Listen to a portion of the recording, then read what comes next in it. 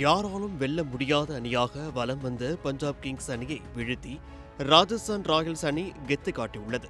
இந்த மகிழ்ச்சியை முழுவதுமாக கொண்டாட முடியாத நிலையில் அந்த அணியின் கேப்டன் ரியான் பராக் இருக்கிறார். இந்தியாவில் தடை செய்யப்பட்ட சிகரெட்டை டிரெஸ்ஸிங் ரூமில் ரியான் பராக் உபயோகிக்க இது தொடர்பான வீடியோ புகைப்படங்கள் சமூக வலைதளங்களில் வைரலாகி வருகின்றன. போட்டியின் இரண்டாவது இன்னிங்ஸின் 16வது ஓவரின் போது கேமரா டிரெஸ்ஸிங் ரூம் பக்கம் திரும்பிய போது அணியின் கேப்டன் ரியான் பராக் டிரெஸ்ஸிங் ரூமில் வெப் பயன்படுத்திய காட்சி பதிவாகியுள்ளது. இந்த வீடியோ தற்போது இணையத்தில் தீயாய் பரவி வருகிறது.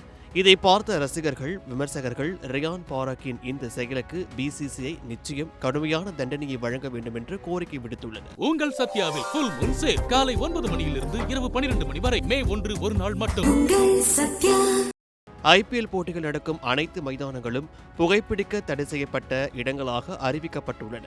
வீரர்கள் மற்றும் அதிகாரிகள் மைதானத்திற்குள் நுழையும் போதே லைட்டர், தீப்பெட்டி அல்லது மின்னணு புகைப்பிடிக்கும் கருவிகள் கொண்டுவரக்கூடாது என தடை உள்ளது. அதையும் மீறி ரியான் இப்படி செய்திருப்பதால் அடுத்த சில போட்டிகளில் அவர் ஆட முடியாது என்றும் அவருக்கு அபராதமாக பெரும் தொகை விதிக்கப்படலாம் எனவும் கூறப்படுகிறது.